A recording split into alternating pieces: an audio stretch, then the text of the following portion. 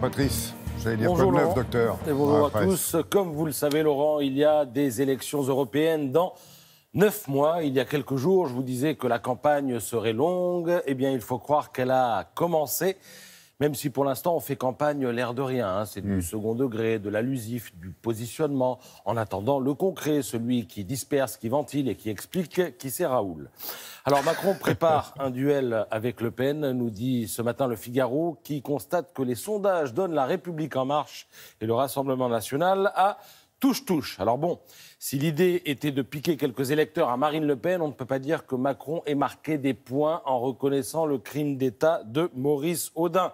Ça fait plaisir à l'humanité qui militait pour ça depuis des années, mais ça agace pas mal de monde, les anciens d'Algérie, les harkis, ceux qui n'en peuvent plus de la grande mode de la repentance et tous ceux qui rappellent que si Fernand Audin est mort à cause de la France, eh bien d'autres sont morts pour la France. Alors, le débat vous passionne, voyez ce matin Le Parisien. Donc, ça n'est pas du côté du parti de l'Algérie française que Macron va recruter, mais en même temps, on ne saurait réduire le Rassemblement national à l'Algérie française. C'est un parti qui recrute évidemment bien au-delà de ce cercle et qui recrute notamment chez les pauvres. Et c'est là que le « en même temps » prend toute sa saveur. En même temps, hier, Macron a dévoilé son plan pauvreté.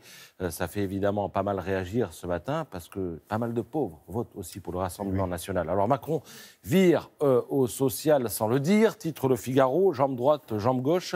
Emmanuel Macron poursuit sa marche, écrit Xavier Boumeau, qui estime que tout ça ressemble à une tentative de changement de costume, celui du président des riches contre celui du président du peuple. Mais peut-on être à la fois président des riches et des pauvres, demande de son côté Laurent Geoffrin dans Libération. Un Libé mi-chèvre, mi-chou ce matin. Le plan ne mérite pas l'indignité, mais le revenu universel dont il est question depuis hier n'en a que le nom. Ce sera juste une refonte des minima sociaux qui n'a rien à voir avec le revenu de base défendu par Hamon pendant la campagne présidentielle. Alors pour en revenir au duel Macron-Le Pen, c'est un duel qui, à l'échelle française, témoigne d'autres enjeux, des enjeux européens, des enjeux mondiaux. Je lis un peu partout qu'il faut lutter contre le populisme. Mais il vient d'où, le populisme ? Eh bien, il vient assurément de beaucoup d'endroits, mais il vient aussi et surtout de la crise des subprimes, des folies d'une finance ivre de pouvoir et de profit. Et quand je lis ce matin à la une des Échos que 10 ans après la faillite de Lehman Brothers, le système financier paraît plus robuste, j'ai tendance à me méfier. Paraît. Les Échos, journal économique, plutôt bien informé, nous dit que le monde paraît plus robuste. Alors, et puis deux lignes plus bas, vous avez, il suffit de quelques chiffres pour se convaincre de la précarité du système.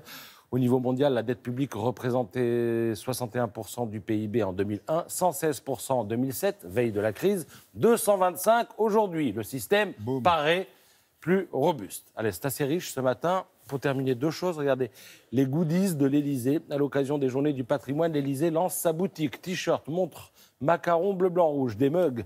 Imagine-t-on le général de Gaulle vendre des mugs ? S'emporte un historien ce matin dans Le Parisien.